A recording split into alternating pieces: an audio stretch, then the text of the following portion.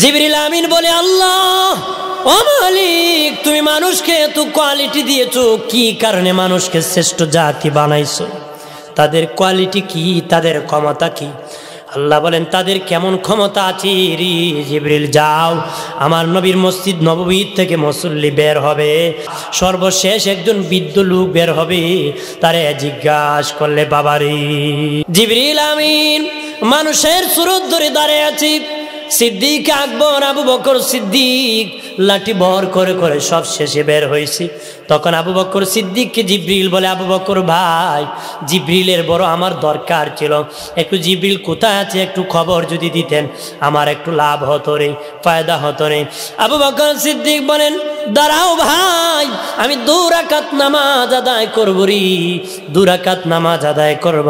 তখন সিদ্দিক আকবর মসজিদ নববীর আদালতে ঢুকে 2 রাকাত নামাজ আদায় করলেন। আদায় করি বাবা বের হয়ে বলতেছেন, ভাইরে আমি নামাজ পড়ে মুরাকাবা করে আল্লাহর সব আসমান দেখেছি, সিদরাতুল মুনতাহা মুরাকাবা করে দেখেছি, 7 জমিন দেখেছি, এই দুনিয়াটা দেখেছি, কোথাও জিবরিলকে পাই নাই। মনে যদি বন্ধু কিছু না নিতারি, তুমি সারা জিবরিল মনে হয় আর কেউ নারী।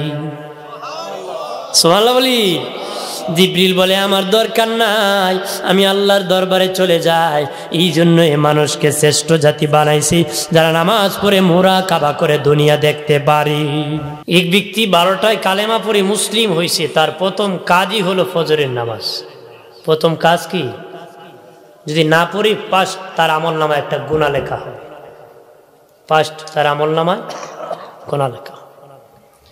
একটা যুবক ছেলে নবীর কাছে বলে, নবীজি মারাত্মক অন্যায় করেছি গো, আমার গুনাহ কেমনে ক্ষমা হবে? কিভাবে গুনাহ মাফ হবে গো নবী? এমন সময় নামাজের সময় হয়ে গেল, নবীজি মুয়াজ্জিনকে বলেন আজান দাও। আজান দিলেন, নবী নিজে ইমামতি করলেন, যুবক ছেলে নবীজির পাশনে নামাজ আদায় করল রে। সুবহানাল্লাহ বলে। নামাজ শেষে যুবক ছেলে বলে, নবীজি গো আমার গুনাহ কেমনে মাফ হবে গো নবীজি? নবীজি বললেন, তুমি কি আমাদের সাথে নামাজ পড়েছ? ইয়া রাসূলুল্লাহ, হ্যাঁ নামাজ আদায় করেছি। নবী বলেন, এটা এমন নামাজ যে নামাজ পড়তে দেরি জীবনের গুনাহ ক্ষমা হতে দেরি হয় না রে। জোরে কর, আরো জোরে। খালি সন্দেহ হয়েছে, ঠান্ডা এখনো ভালো করে আসছে নাকি কখন? হ্যাঁ শুরু খালি। বেটা গেছি দোকানে, লেবু দিছি রস নাই। কি লেবু দিলে বেটা রস নাই? তোমার আগে আরো 10 জনে চিপছে, চাপছে। তা আপনার তো শুধু শুরু, চাপাচাপি কি শুরু হয়েছে, এখনো যদি রস চলে যায় একটু পরে তো থাকবে না নাকি? আমার বানের বাবা জিরানি খেয়াল করেন, নবী বলেন, রে বাবা সাহাবারা, তোমাদের বাড়ির পাশে যদি একটা পানির নহর থাকে রে, দৈনিক 5 বার যদি তোমরা গোসল করো সেই নহরে, দেহি যেমন কোনো ময়লা থাকবে না, কোনো আবর্জনা থাকবে না রে, বালুর কণা থাকবে না। ঠিক 5 ওয়াক্ত নামাজ পড়লে আমল নামায় কোনো গুনাহ থাকবে না রে। সুবহানাল্লাহ বলি না? আমল নামায় কোনো গুনাহ থাকবে। সালাতুল মেরাজুল মুমিনিন। ইমানদারের জন্য নামাজ হলো কি? মেরাজ। ইমানদারের জন্য নামাজ হলো মেরাজ, দিদার, সাক্ষাৎ। হযরতে আলী রাদিয়াল্লাহু তাআলা আনহুকে বলা হয়েছিল, আলী তুমি যে আল্লাহর ইবাদত করো রে, আল্লাহরে দেখো নি? উনি বলেছিলেন, আমি ওই আল্লাহর ইবাদত করি না যে আল্লাহরে আমি দেখি না রে। উনি দেখে দেখে সিজদা করতেন, আমরা তো দেখি না। আমাদের বিশ্বাস আল্লাহ আমাদেরকে দেখতেছে। আমাদের বিশ্বাস কি? আল্লাহ আমাদেরকে। নামাজ হলো ইমানদারের জন্য মেরাজ। তবে জানিয়ে রাখো, কোন গুনাহগারের সাথে আল্লাহর মেরাজ হয় না রে। নবী যেদিন মেরাজে গিয়েছেন, আল্লাহ বললেন, হাবিব বন্ধুর বাড়ি বন্ধু আসলে কিছু না কিছু নিয়ে যায়, কিছু না কিছু নিয়ে আসে। বিয়ের বাড়ি বিয়ে গেলে আপেল মালটা কমলা নেই। জামাই যখন শ্বশুর বাড়ি যায় কিছু না কিছু নিয়ে যায়। আল্লাহ বলেন হাবিব আপনি বন্ধুর বাড়ি এসেছেন, কি নিয়ে এসেছেন গো? আল্লাহ বলেন যত ইবাদত আমার উম্মতির সব গাটুরি বাদি আপনার জন্য হাদিয়া হিসাবে এনেছি। জোরে খা। বিয়াই যখন বিয়ের বাড়ি থেকে ফিরে তখন বিয়া একটু মিষ্টি দিয়া কয় বিয়ান্ডি দিয়ে দিন। জিজ্ঞাসা করবে কি নিয়ে আসছো বিয়ের বাড়ি থেকে, কি খাইলা রে? এরকম বলতে পারি। আল্লাহ বলেন হাবিব আপনি তো আমার জন্য হাদিয়া এনেছেন, আমি আল্লাহ তো আপনার জন্য হাদিয়া দিতে হবে। আমার যত করুণা আছে, দয়া আছে, রহমত আছে, আপনাকে দিয়ে দিছি। আল্লাহর নবী বলেন, আমাদের নবী বলেন, ও মালিক, ও প্রভু রব্বুল আলামিন, আমার তো কোনো ছেলে নাই। দুনিয়ার বাবার সম্পদ তাকিরি, তার ছেলে তারপরে অধিকার নেয়, মালিক হয়। আমার তো কোনো ছেলে নাই, তুমি নিয়ে গেছো গো, আমার রহমত কে খাবে গো আল্লাহ? দুনিয়ার বাবার সম্পদ চার ছেলে মেয়ে খায়, আমারটা খেয়ে খাবে। আল্লাহ বলেন হাবিব আপনার যত উম্মত আছে সব উম্মতের রুহানি পিতা আপনাকে বানাই দিছি। আপনার সব করুণা দয়া আপনার উম্মতকে আপনি দিবেন, এগুলো আপনার উম্মতকে আপনি দিবেন। আমার যত করুণা আছে আপনাকে দিয়েছি, আপনি আপনার উম্মতকে দিবেন। মারহাবা বলি জোরে। আল্লাহ বলেন, নবী বলেন, গো আল্লাহ আমি তো আসিয়া দেখা করেছি আপনার সাথে, আমার উম্মত কি আর সে আজিমে আসতে পারবেনি, আপনার দেখা পাবেনি। আল্লাহ বলেন হাবিব আপনাকে আনিয়া দেখা করেছি, আমি আল্লাহ যায় আপনার উম্মতের নামাজে দেখা করব, তবে কোনো গুনাহগারের সাথে আমার দিদার হবে না রে। যার আমল নামায় গুনাহ আছে তার সাথে আমার মেরাজ হয় না রে। আমার আমল নামায় গুনাহ আছে, এখানে যারা আছে সবার আমল নামায় গুনাহ আছে, তাহলে কি আল্লাহর মেরাজ দিদার কি হয় না রে? হা হয়। কেমনে হয় জানেননি? একজন নামাজি যখন নামাজের মধ্যে দাঁড়ায় আল্লাহু আকবার বলে নিয়ত করে, একজন ফেরেশতা আসিয়া তার আমল নামার থেকে গুনাহটা আলাদা করিয়া গাটুরি বাঁধিয়া মাথা নিয়ে তার পাশে দাঁড়ায় থাকে। জোরে বলি। তখন নামাজি ব্যক্তির আমল নামার মধ্যে কোনো গুনাহ থাকে না, শুধু নেকি থাকে বাবাজি। তখন গুনাহ থাকে না, আল্লাহ তখন তার সাথে দিদার দিয়ে দেয়, সাক্ষাৎ করে দেয়।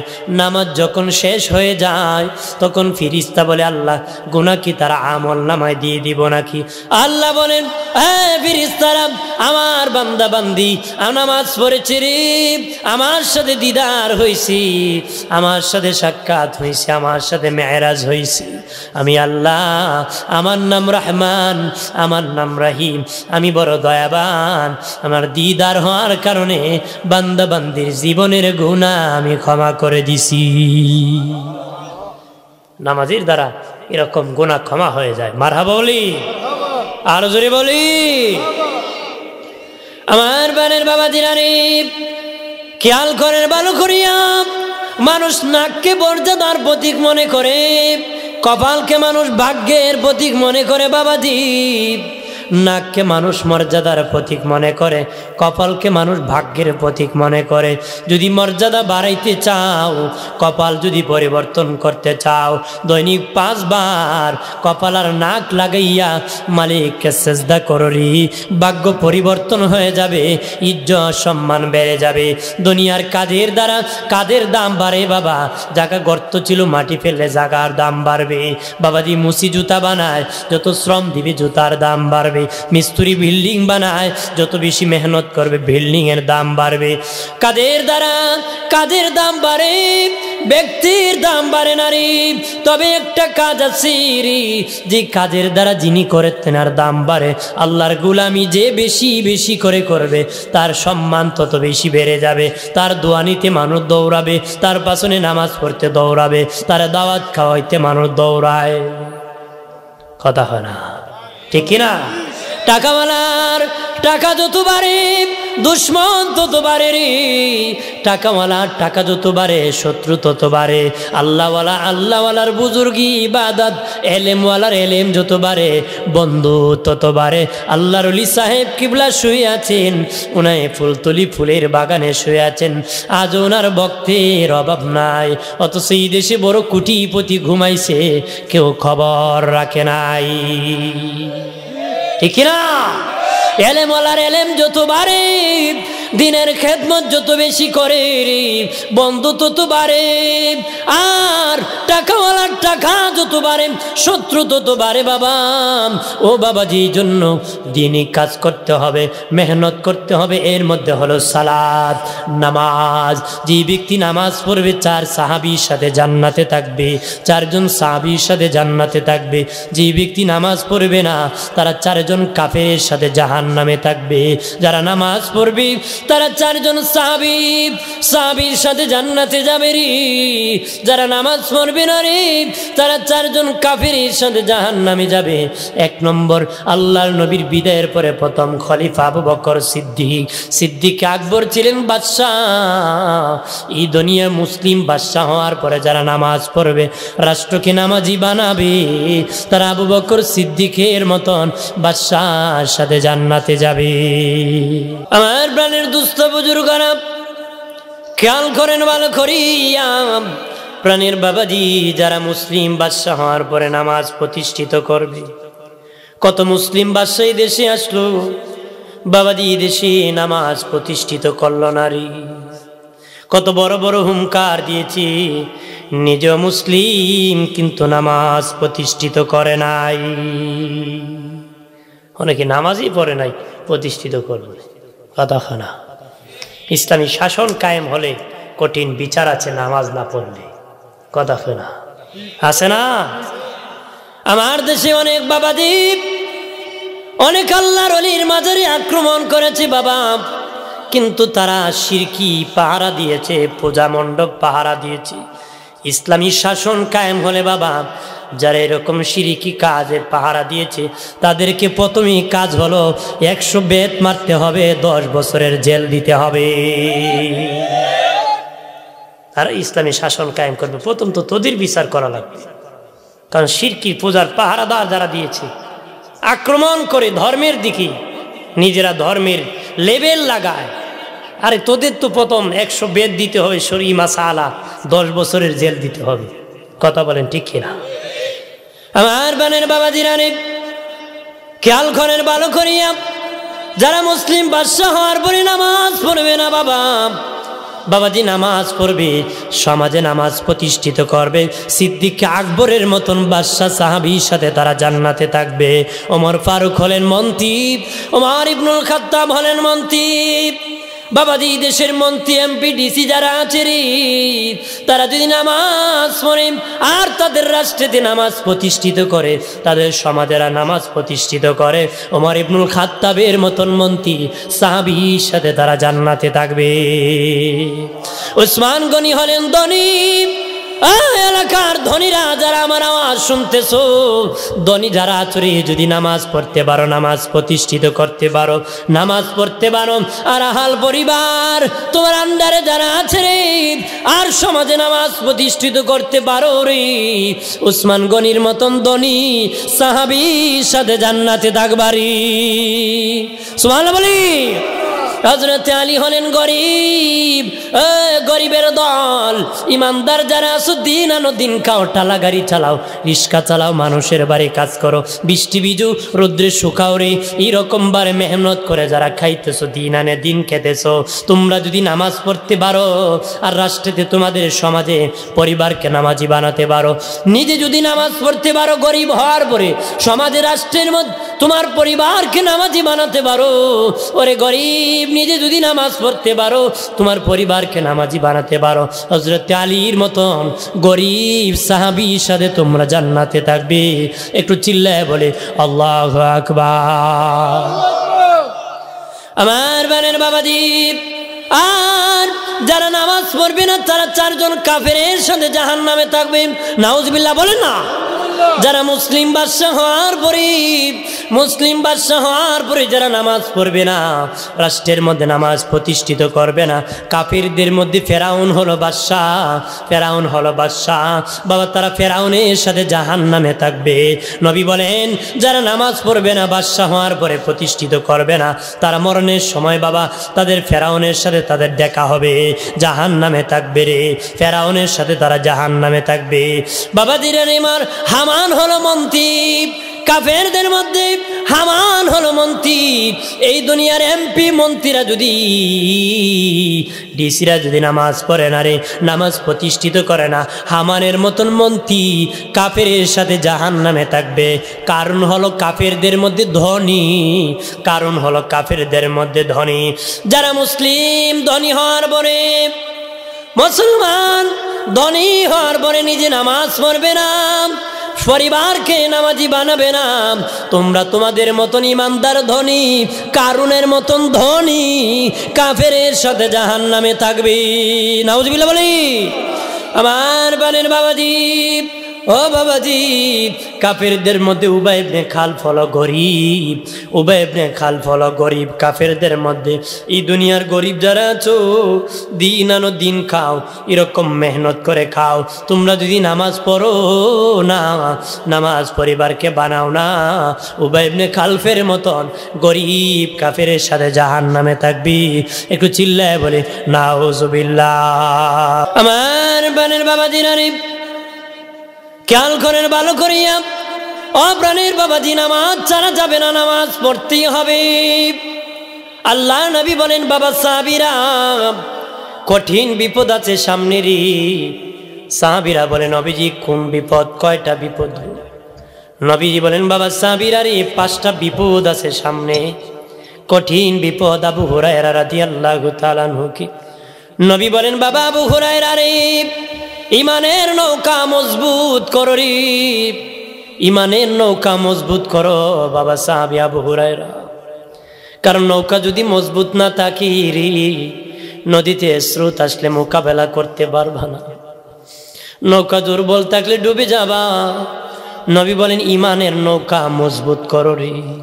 তখন তোদের সামনে কঠিন বিপদ আছে 5টা রে, ওই সময় তুফান আসবে, মোকাবেলা করতে হবে রে।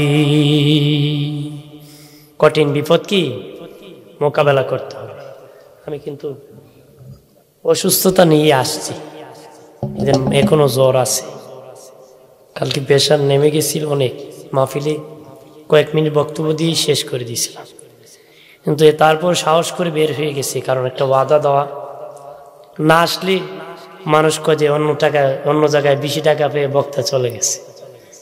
শুধু যদি লাশ দেখানো যাওয়া তো বিশ্বাস করলো না, এর আগে কেউ বিশ্বাস করে না। দ্বিতীয় হলো কমিটিকেও মানুষ গালাগালি করে যে দাওয়াত করছো বেটা আসলো না কেন, তারাও শরম পায়। তারপর আসছি যে কথা বলে আসি, পরিবার থেকে বলা হয়েছিল যে যেন বের না হই, তারপর চলে আসছি জোর করে। যাই আল্লাহ রহমত বলতেছি, মালিকের দয়া কি আল্লাহ রসুলের রহমত ও বরকতির উসিলা আল্লাহ কবুল করেছে, বলি আমিন, জোরে বলে আমিন। আবার কথাবার্তা বুঝাইতে পারতেছি না, খারাপ লাগতেছে নাকি? হ্যাঁ, নবী বলেছেন যে 5টা কঠিন বিপদ আছে। কয়টা? 5টা।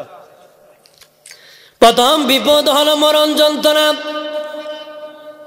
দ্বিতীয় যন্ত্রণা হলো মুনকার নাকির ভয়াবহ রূপ, তৃতীয় যন্ত্রণা কবরের চাপ, চতুর্থ মিজানের পাল্লা, পঞ্চম হলো ফুলসিরাতের ফুল।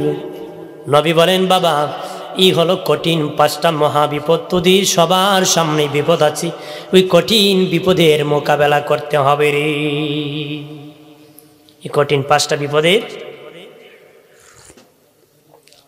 সাহাবীরা বলেন নবীজি, ও আমার নবী 5টা বিপদ থেকে কিভাবে বাঁচবো? নবী বলেন 5টা কাজ যদি তোমরা করতে পারো, 5টা বিপদে মোকাবেলা করতে পারবে, তোমাদের নৌকা তুফান বেঁচে যাবি রে। 1 নম্বর হলো মরণ যন্ত্রণা। প্রথম মরণ যন্ত্রণার এই তুফান মোকাবেলা করতে প্রথম তোমরা ফজরের নামাজ পড়বারি। ফজরের নামাজ পড়লে মরণ যন্ত্রণা হবে না, আল্লাহর বান্দা সহজেই জমিনে শুয়ে যাবি। মরণ যন্ত্রণা হবে। মহিলা কইছিল যে শুননা আমার জামাইরি রাত্রি ফজরের সময় লেপের কোনার দূরে টান দিয়েছিলাম যে উঠো আজান পড়ছে। স্বামী বড় বড় চোখ করে চায়, আর একটা টান দিবি কুরবানি করিলেন। এবারে উঠবো নাকি? জোরে খা উঠবো। 2 নম্বর বিপদ হলো বাবাজি মুনকার নাকি ভয়াবহ রূপ। নবী বলেন, রে বাবা সাহাবীরা, তোমরা যদি 2 নম্বর কাজ জোহরের নামাজ পড়তে পারো তাহলে তোদের মুনকার নাকি ভয়াবহ রূপ হবে না, সহজে তোদের প্রশ্নের উত্তর দিয়ে দিবি। 3 নম্বর কবর চাপা মারবি, ডান দিকের হাড় বাম দিকে যাবি, বাম দিকের হাড় ডান দিকে যাবে, চুরমার করে ফেলবি। কবর কাউকে ছাড় দিবি না রে, কাউকে ছাড় দিবি না। মার যে প্রথম দুধ খেয়েছিলি নাকি মুখে সেটা পর্যন্ত বের হয়ে যাবে রে। কবর এমন একটা ঘর, এমন চাপা মারবি। নবী বলেন, এই চাপ থেকে যদি বাঁচতে হয় তোমরা আসরের নামাজ পড়বা, তাহলে তোমরা কবর সংকীর্ণ হবে না, কবর এটা কবর থাকবে না, কবর জগৎ হয়ে যাবে। কি হয়ে যাবে? জগৎ হয়ে যাবে। 4 নম্বর বিপদ হলো মিজানের পাল্লা নেকি বদি ওজন হবে। যার কম নেকি হবে জাহান্নামে যেতে হবে, যার সামান্য নেকি বেশি হয়ে যাবে জান্নাত হাদিয়া হয়ে যাবে। বাবা জান্নাতের মেহমান হয়ে যাবে রে। ওই কঠিন ভয়াবহ মোকাবেলা, তখন মানুষ তরতর করে কাঁপবে, না জানি মিজান হালকা হয়ে যায়। নবী বলেন, সেই মোকাবেলা তোদেরকে করতে হবে রে। মিজানে নেকির পাল্লা বাড়ি করতে তোরা মাগরিবের নামাজ আদায় করবে, আদায় করলে তোদের মিজানের নেকির পাল্লা বাড়ি হয়ে যাবে, জান্নাতি টিকিট পেয়ে যাবে। এরপরে নবী বলেন, রে বাবা সাহাবীরা, 5 নম্বর বিপদ, ফুলসিরাতের পুর তলোয়ার হতে দাঁড়ানো হবে, আবশ্যা হতে অন্ধকার, চুল হতে চিকন একটা রাস্তা হবে রে। যেটা ফুলসিরাতের পুল, একজন মহিলাকে হুজুর আন্তাজি করেন না, চুলের চেয়ে চিকন কি একটা রাস্তা হইতে পারে? হ্যাঁ হতে পারে। আমার আল্লাহ এমন আল্লাহ যে আল্লাহ চুলের চেয়ে চিকন রাস্তা বানাতে পারে। অনেকে কইতে পারে চুলের চেয়ে চিকন এটা রাস্তা হইতে, হ্যাঁ হইতে পারে, আল্লাহ বানাতে পারে। কথা বলেন ঠিক কিনা? ওই ফুলসিরাতের বলে বাবাজি আবশ্যা হতে অন্ধকার হবে। নবী বলেন, সেই বলে কেউ হামাগুড়ি দেয়া যাবে, কেউ আবার ঘোড়ার দৌড়ে নেওয়া যাবে, কেউ আবার বিজলির আকারে জান্নাতে চলে যাবে। রাস্তা একটা, গতি কয়েকটা কেন হবে? কারণ তাফসীরওয়ালারা বলেছেন, বাবা গতি কয়েকটা কেন হবে? যার আমল যত বেশি তার লাইটের পাওয়ার তত বেশি। যার বাবা রাতের বেলা অন্ধকারে হাঁটতেছে, লাইটের পাওয়ার যত বেশি হবে তার গতি দৌড়ের তত বেশি হবে। ঠিক যার দুনিয়ায় আমল যত বেশি করেছে, ফুলসিরাতের অন্ধকারে তার আলোটা তত বেশি হবে।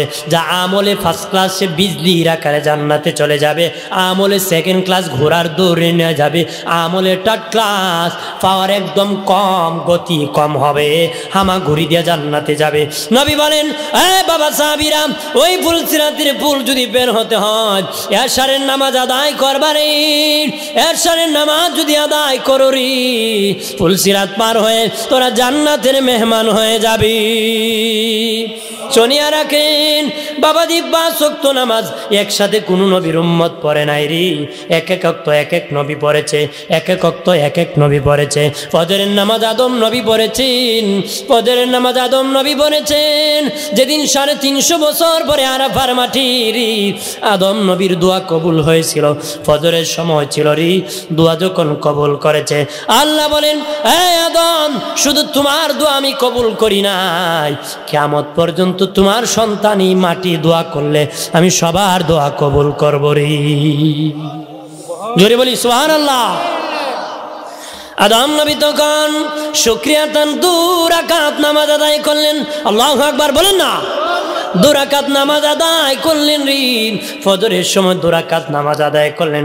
আল্লাহ বলেন, আমার আদম 2 রাকাত নামাজ আদায় করেছি, আমি আল্লাহ খুশি হইয়া ফজরের 2 রাকাত ফরজ করে দিয়েছি।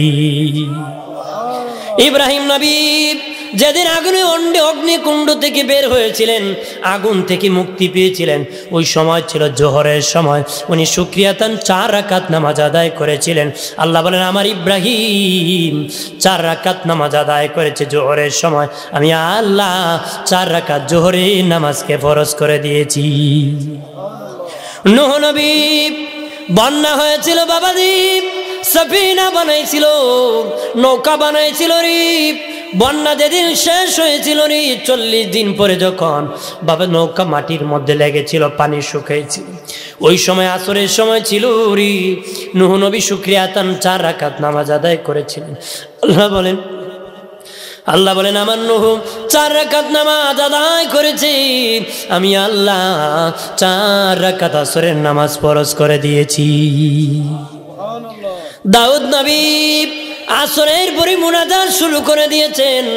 আল্লাহর কাছে কান্না করতে করতে মাগরিবের সময় খোঁজখবরই আসছে, দাউদ রে তোমার দোয়া আমি মঞ্জুর করেছি, দোয়া কবুল করেছি, দোয়া কবুল করেছি। এই খবর শুনিয়া দাউদ নবী শুকরিয়াতান 4 রাকাত নিয়ত করেছে। মাগরিবের সময় 4 রাকাত নিয়ত করে নামাজ শুরু করে দিয়েছে। 3 রাকাত নামাজ পড়ে বেহুশ হয়ে জমিনে পড়ে গেছেন। 4 রাকাত পড়তে পারেন নাই, 3 রাকাত পরে বেহুশ হয়ে পড়ে গেছেন। আল্লাহ বলেন আমার দাউদ 3 রাকাত পরে বেহুশ হয়ে পড়ে গেছে রে, এই জন্য আমি আল্লাহ মাগরিবের নামাজকে 3 রাকাত ফরজ করে দিয়েছি। আমার আল্লাহ বলেন হাবিব, ওগো হাবিব এশারের নামাজ কোন নবী পড়ে নাই। ও আমার দোস্ত, কোন নবী এশারের নামাজ পড়ে নাই। আমি আল্লাহ এশারের 4 রাকাত ফরজ করে দিয়া আপনার উম্মতের শান মান ইজ্জত আমি বাড়ায় দিছি। এশারের নামাজ দিয়া আমাদের ইজ্জত বাড়াইছে। সুবহানাল্লাহ বলি না, জোরে বলি। আসসালাতুল মিফতাহুল জান্নাহ, নামাজ হলো জান্নাতের তালার চাবি। নামাজ হলো জান্নাতের তালার কি? সাহাবীরা বলে নবীজি ওগো মায়ার নবী, ইসলামের পঞ্চভিত্তির দ্বিতীয় ভিত্তি হলো নামাজ, প্রথম ভিত্তি কালেমা ঈমান। নবীজি জান্নাতের চাবি তো ঈমান হওয়ার কথা গো নবী, নামাজ কেন গো হলো? ঈমান তো জান্নাতের তালার চাবি হওয়ার কথা ছিল। নবী বলেন বাবা সাহাবীরা রে, ঈমানই হলো জান্নাতের তালার চাবি। সুবহানাল্লাহ হইতেন না? ঈমানই হলো জান্নাতের তালার চাবি। তবে হলো নামাজ ওই চাবির দাঁত, নামাজ হলো ওই চাবির দাঁত। দাঁত ছাড়া চাবি দিয়া যেমন তালা জীবনে খোলা যাবে না, ঈমান যতই মজবুত আর শক্ত বলো রে, নামাজ না পড়লে ডাইরেক্ট জান্নাতে যাওয়া যাবে না রে। নামাজ না পড়লে ডাইরেক্ট জান্নাতে যাওয়া যাবে, জাহান্নামে আঙ্গার হয়ে যেতে হবে। আর নামাজ পড়লে ডাইরেক্ট তালা খুলে জান্নাতে চলে যাবে। সুবহানাল্লাহ বলি। নামাজ এমন একটি ইবাদত যার দ্বারা মারিফত হাসিল হয়। জিবরিল আমিন বলে আল্লাহ ও মালিক, তুমি মানুষকে এত কোয়ালিটি দিয়েছো, কি কারণে মানুষকে শ্রেষ্ঠ জাতি বানাইছো? তাদের কোয়ালিটি কি, তাদের ক্ষমতা কি?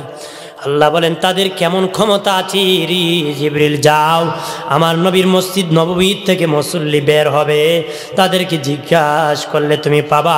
সর্বশেষ একজন বৃদ্ধ লোক বের হবে, তারে জিজ্ঞাসা করলে বাবা রে। মারহাবা বলি। জিবরিল আমিন মানুষের সুরত ধরে দাঁড়িয়ে আছি। সিদ্দিক আকবর আবু বকর সিদ্দিক লাঠি বহর করে করে সব শেষে বের হয়েছে। তখন আবু বকর সিদ্দিককে জিবরিল বলে, আবু বকর ভাই, জিবরিলের বড় আমার দরকার ছিল, একটু জিবরিল কোথায় আছে একটু খবর যদি দিতেন আমার একটু লাভ হতো রে, ফায়দা হতো রে। আবু বকর সিদ্দিক বলেন, দাঁড়াও ভাই, আমি 2 রাকাত নামাজ আদায় করবো রে, 2 রাকাত নামাজ আদায় করব।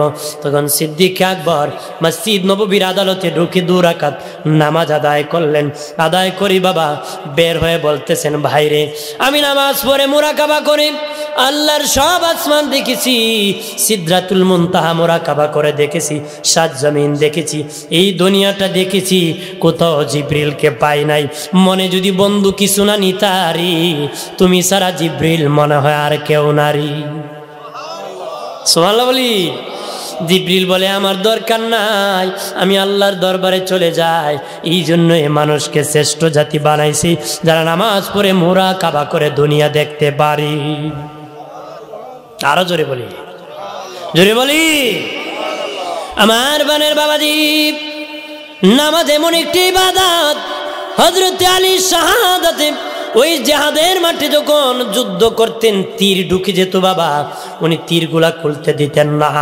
তখন নবী বলতেন আমার আলী যখন নামাজে দাঁড়ায় তার দিল শীতল হয়ে যাবে, তখন তোরা আমার আলীর তীরগুলা টানিয়া টানিয়া খুলে ফেলো।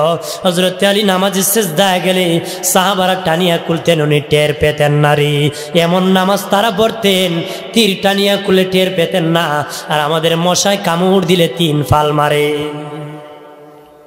আদা হয় না, আছে না? নামাজে কেরাত পড়তেছে, মশাই কামড় আছে, একটা তাপা দেখো ধুরু, আছে না?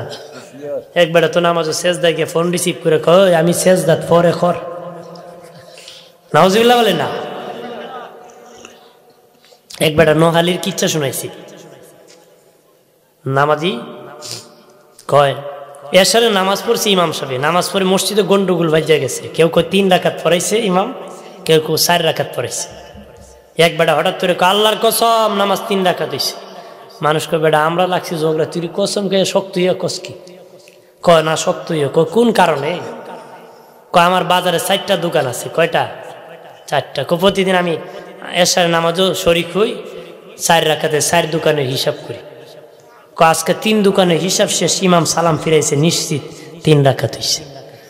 আপনার কোন হে কি ইমানদারের নামাজ পড়ছে না দোকানদারের? আমরা কি ইমানদারের পড়বো না দোকানদারের?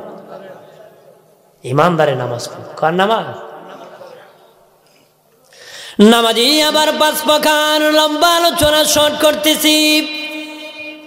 কে কোন প্রকার নামাজি বললি বুঝতে পারবেন। প্রথম প্রকার নামাজি মাঝে মধ্যে পড়ে, মাঝে মধ্যে পড়ে না। বিয়ের বাড়ি গেছে, যদি নামাজ না পড়ে বিয়াই খুব আমার বিয়ারি বুড়ো হইছে না শয়তান হইছে, আল্লাহু আকবার কে খারি গেছে। মাঝে মধ্যে পড়ে, মাঝে মধ্যে পড়ে না। আল্লাহ কজন বয়সে না আমাকে না ডাকলি, তোরে বুড়া বানাইলাম, তুই বুঝি এখন আমারে ডাকুস না।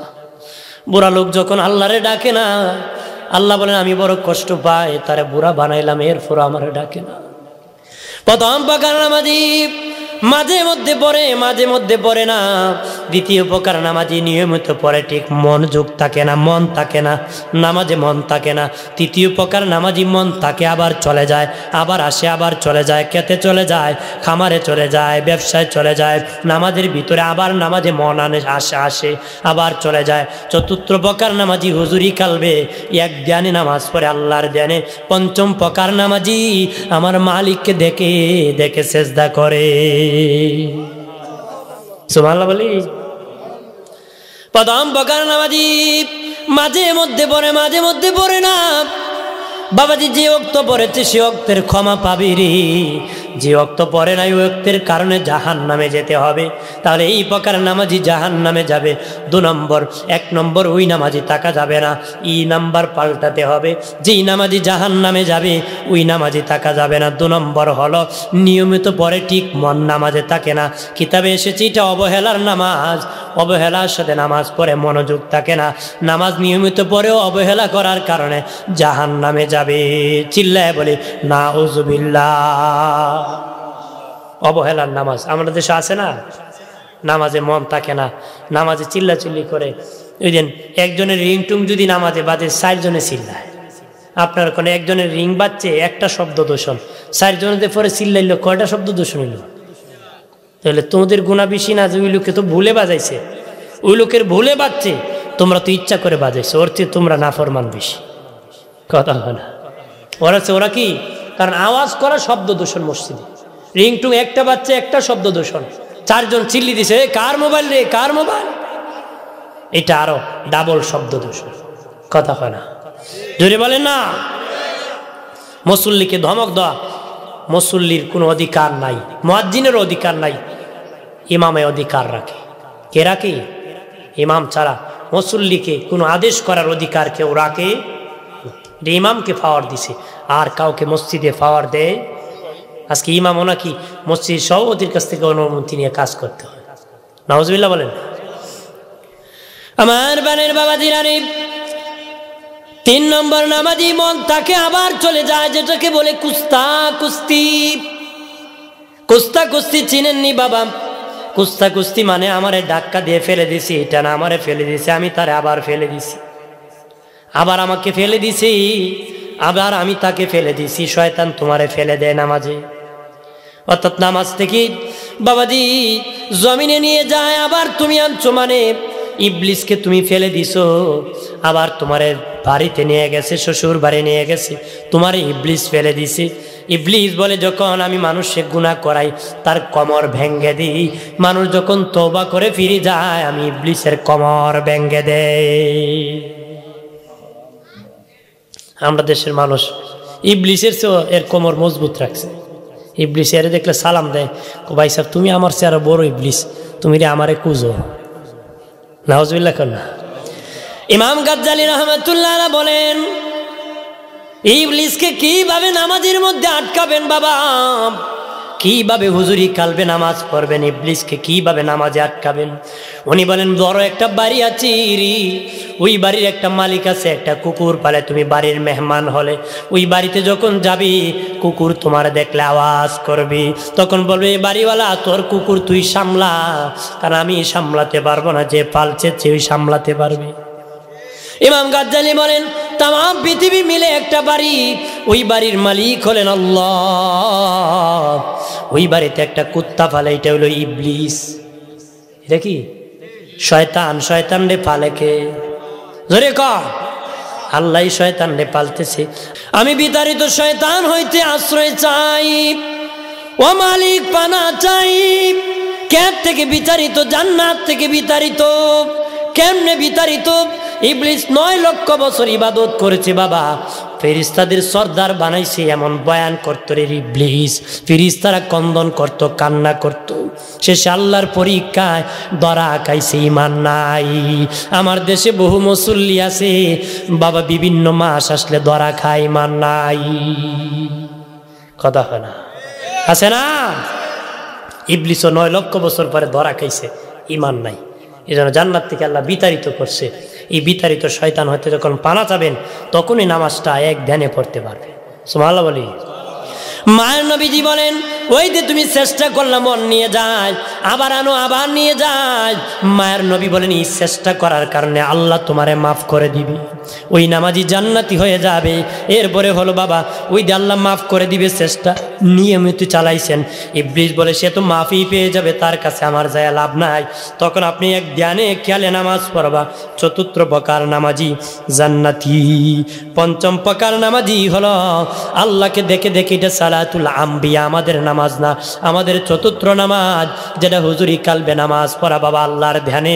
আর 5ম নামাজি আল্লাহকে দেখে নামাজ পড়ে, এটা নবীদের নামাজ। এটা সব নবীর আল্লাহকে দেখে দেখে সেজদা করতেন। নবীগণ রওজায় যায়ও নামাজ পড়তেছেন। মুসা নবী, আল্লাহ নবী বলেন, আমি যেদিন মেরাজে গিয়েছি দেখেছি মুসা নবী তার কবরে দাঁড়ায় নামাজ পড়তেছে। জোরে বলি সুবহানাল্লাহ, আর জোরে বলি। মুসা নবী তার কবরে দাঁড়ায় নামাজ পড়তেছে। তাহলে নামাজটা আমরা পড়ব নাকি? এই নামাজের জন্য নবী কত মেহনত করেছেন। নবীর বিদায়ের আগে বলেছেন, সালাত সালাত, ও আমার উম্মতেরা নামাজ নামাজ। আল্লাহু আকবার বলেন না। নবীজি যখন অসুস্থ হয়ে বললেন, শেষ কথা মসজিদ নববীতে নবী যেতে পারতেছেন না। আমাদের আয়েশাকে নবী বলেন, আয়েশা রে আমার একটু বসাও, আমি এত দুর্বল বসতে পারতেছি না। আয়েশা বলেন, আমার উপর হেলান দিয়ে নবীকে বসাইলাম। মসজিদ নববী জানালাটা খুলে দিলাম, জামাতে নামাজ চলতেছে। আমি বললাম, ও নবীজি কে ইমামতি করতেছে? নবী বলেন, তোমার বাবা আবু বকর নামাজ পড়াইতেছে রে। আয়েশা বলেন, নবীজি ও মায়ার নবী, আমার বাবা আবু বকরের নামটা বাদ দিয়ে, ইমামতির নামটা বাদ দিয়ে গো নবী ওমর ইবনুল খাত্তাবের নামটা দিয়ে দেন না কেন? নবী বলেন, আয়েশা তুমি তো খুশি হওয়ার কথা রে, তোমার বাবা ইমাম হয়েছে। আয়েশা কো নবী আমি খুশি, কিন্তু আমার বাবার দিল বড় নরম গো নবী। আমার বাবা নামাজে দাঁড়াইয়া তেলাওয়াত করে কানতে কানতে অস্থির হয়ে যায়। আমার বাবা ইমামতি করতে বড় কষ্ট হবে, এই জন্য নবী বলেছি বাবার নামটা বাদ দিতি। নবী বলেন আয়েশা তোমার বাবার এক রাতের ভালোবাসা এক পাল্লায় উঠালে আমার উম্মতের নেকি আর এক পাল্লায় উঠালে তোমার বাবা আবু বকরের নেকির এক রাতের সমান হবে না রে। নবীজি তাকাইয়া চোখের পানি ছেড়ে দিলেন। মা আয়েশা বলেন নবীজি কি জন্য কান্না করতেছেন? মনে হয় দুঃখে। নবী ইমামতি করতে পারেন নাই, মসজিদে যেতে পারেন না, এই জন্য মনে হয় কান্না করছে। নবী বলেন আয়েশা রে না না, দুঃখে কাঁদি না, সুখে আমি রাসূল কাঁদছি। এই নামাজের জন্য কত মেহনত করেছি, কত পরিশ্রম করেছি রে আয়েশা, নামাজের জন্য মার খাইছি। আমার উম্মত কত আঘাত খাইছে রে আয়েশা। আমার উম্মত যখন মসজিদে নামাজ পড়তে আসতো, আমার উম্মতের নারীরা যখন নামাজ পড়তো, তারা রুকুতে গেলে তাদের স্তনগুলা কাফেররা কাইটা ফুটবল খেলাতো। নাউজুবিল্লাহ। এইরকম ভাবে তাদের ঘরে আক্রমণ করত, নামাজ পড়ার অপরাধে হত্যা করে দিত। আয়েশারি নামাজ পড়ার অপরাধে কত জুলুমের শিকার হয়েছে। আমি রাসূলুল্লাহ নিজেই নামাজে সেজদায় গেছি, কাফের আসি আমার মাথা উঠে নারী ভরি দিয়ে দিছে। এত ওজন নারী ভরির আয়েশা, আয়েশা এই নারী ভরির চাপে আমি রাসূলুল্লাহ সেজদা থেকে উঠতে পারতেছি না, শ্বাস বন্ধ হয়ে গেছে। আমি রাসূলুল্লাহ এত ওজন নারী ভরি আমার মাথার উপর চাপাই দিছে সেজদায়, আমি উঠতে পারতেছি না। আমি দেখলাম শ্বাস বন্ধ হয়ে গেছে। আমার মা ফাতেমা যায় টানিয়া টানিয়া সরাইছে। এইভাবে মেহনত করেছি, আজকে আমি যেতে পারি নাই, তারপর আমার উম্মত জামাতে নামাজ পড়তেছে। কিয়ামত পর্যন্ত এইভাবে নামাজ পড়বি, এই আনন্দে আমি রাসূলুল্লাহ কেঁদে দিয়েছি। রাসূলুল্লাহর মসজিদে আজানে কামত জামাত বন্ধ হবে না বাবাজি। এজিদ পাপিষ্ঠ নবীর মসজিদে 3 দিন আজানে কামত বন্ধ করে দিয়েছিল রে। গোড়া গাদা বেঁধেছিল। আল্লাহর নবীর সাহাবী, অন্ধ সাহাবী বলেন আমি নবীর মসজিদে গিয়েছিলাম, জানতাম না মদিনায় দেশি জুলুম চলতেছে, আমি জানতাম না। আমি রাসূলুল্লাহর রওজার পাশে ছিলাম, স্বাভাবিকভাবে মসজিদ নববীতে আজানে কামত জামাত হয় নাই, কিন্তু আমি 5 ওয়াক্তই আল্লাহর নবীর রওজা থেকে আজান শুনেছি, একামত শুনেছি। আমি জামাত শুনে শুনে জামাতে নামাজ পড়ছি। আর জোরে ওরে উম্মতেরা, সালাত সালাত নামাজ আল্লাহকে সিজদা করতে দেরি, আমি মালিক খুশি হতে দেরি করি না। আল্লাহু আকবার বলে না। যেই ব্যক্তি মালিককে খুশি করবে, আল্লাহকে তোর দিলে আমার জায়গা পাবি, যার দিলে আল্লাহ জায়গা পাবে। আল্লাহ বলে আমার আরশের চেয়ে তোর দিল দামি হয়ে যাবে, তোর দিল দামি হয়ে যাবে। মসজিদ বানাইছি ইবাদতের জন্য, কাবা ঘর বানাইছি ঘোরাঘুরি করার জন্য। মানুষ কাবা ইব্রাহিম বানাইছে কাবা ঘোরাঘুরি করার জন্য, মানুষ মসজিদ নিজ হাতে বানায় ইবাদতের জন্য রে। আর আমি আল্লাহ নিজ হাতে আমার বান্দার দিল বানাইছি আমি তাকার জন্য। সুবহানাল্লাহ বলি। তাহলে আল্লাহকে দিলে জায়গা দিতে হবে। ওয়া হুয়া মাকুম আইনামা কুনতুম। আল্লাহকে তুমি যেখানে, আমি আছি কি সেখানে। একজন হলে মনে করবেন আমি একা আছি, আরেকজন আছে। দুজন থাকলে মনে করেন 3 জন আছে। কথা বলে পালানোর কোনো সুযোগ নাই। নামাজটা পড়বেন, পরিবারকে নামাজি বানাবেন। বাচ্চা 7 বছর বয়স হলে বলবেন বাবা নামাজ পড়।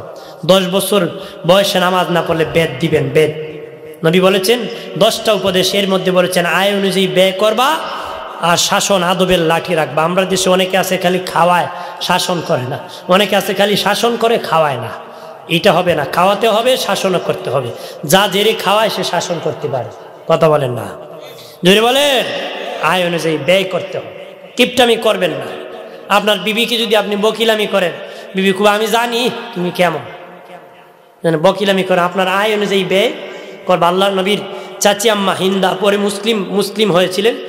আবু সুফিয়ানের বিবি আসে বলে বাতিজা তোমার চাচা আবু সুফিয়ান কিপটা, এমন বাজার সদাই করে যা খেয়ে আমি আর বাঁচার মতন না, কি করব? নবী বলেন যাও আমার চাচার পকেট থেকে টাকা চুরি করে খাও।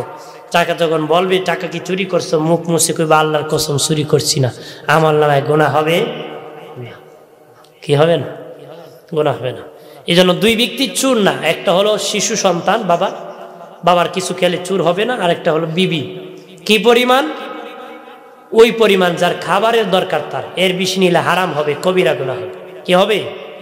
কতটুকু নিতে পারবে সে খাওয়ার জন্য, যতটুকু, এর বেশি নিলে কবিরা গুনাহ হবে। অনেক মহিলারা আছে স্বামীর বাড়ি টাকা চুরি করে বাবার বাড়ি ফাসার করে, সে সেটা সার বানায় আনে। হদা হদা আমার বাপে একটা সার দিব, সার গরু দিব।